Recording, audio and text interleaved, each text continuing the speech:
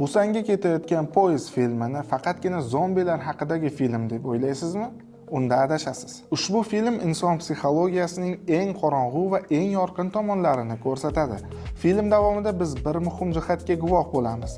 Xavf paytida odamning asl tabiati ochiladi. Tirik qolish instinkti ishga tushganda inson miyasida jang qil yoki qoch buyruqlari faollashadi. Shu sababli ba'zi odamlar boshqalarga yordam beradi, boshqalari esa faqatgina o'zini o'ylay boshlaydi. Filmda aynan shu qarama-qarshilik juda kuchli ko'rsatib berilgan. Masalan, bosh qahramon Sok-Vu kino boshida sovuqqon, faqat ish va manfaatni o'ylaydigan inson sifatida taassurot qoldiradi.